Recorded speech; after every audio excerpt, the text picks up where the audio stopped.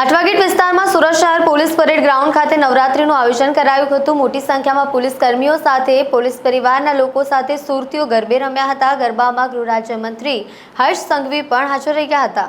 Surat police દ્વારા police પરિવારો અને શહેરીજનો માટે પોલીસ પરેડ ગ્રાઉન્ડ ઉપર ભવ્ય નવરાત્રીનું આયોજન કરાયું છે, જેમાં રોજ પોલીસ પરિવારો સહિત શહેરીજનો મોટી સંખ્યામાં ભાગ લઈ રહ્યા છે।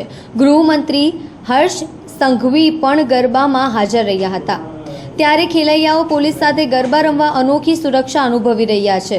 સુરત પોલીસના આ સુરક્ષિત ગરબામાંની વાલીઓ પોતાની દીકરીઓની સંકોચ વિના અહીં રમવા મોકલી રહ્યા છે, તો બીજી તરફ પીઆઈથી લઈને ડીસીપી કક્ષાના અધિકારીઓ પોલીસ વર્દીમાં નહીં પરંતુ સુંદર ટ્રેડિશનલ ડ્રેસમાં લોકો વચ્ચે ગરબાના તાલ ઝૂમી રહ્યા છે। આ સાથે પોલીસ દ્વારા સામાજિક પ્રવૃત્તિ પણ કરવામાં આવી રહી છે। નવરાત્રીના આયોજનમાં no drugs in Surat city અભિયાનની ઝુંબેશ પણ જાગૃતિ માટેના પ્રયાસો કરાઈ રહ્યા છે। મારી સૌ બહેનોને, દીકરીઓને અને સૌ ભાઈઓને વિનંતી છે, નવરાત્રી આપણી આસ્થાનું કેન્દ્ર છે।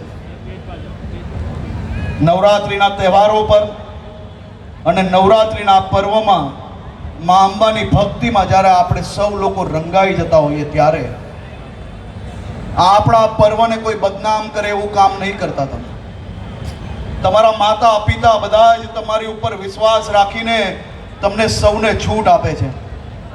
આ મા અંબે અને પોતાના ઘરમાં બેસેલી માની ચિંતા કરીને કોઈ બી ખોટું કામ કરતા એકવાર એના માટે જરૂરથી વિચારજો, એવી હું આપ સૌને બે હાથ જોડીને વિનંતી કરું છું। આપ સૌ લોકોનો ફરી એકવાર ખૂબ ખૂબ આભાર। આપણે સૌ લોકો એક જ જોડે બે હાથ ઊંચા, બધાના બે હાથ ઊંચા, બધાના। આ પાછળની લાઈનમાં બધા ગરબા નથી રમતા ભાઈ? બોલ માડી અંબે।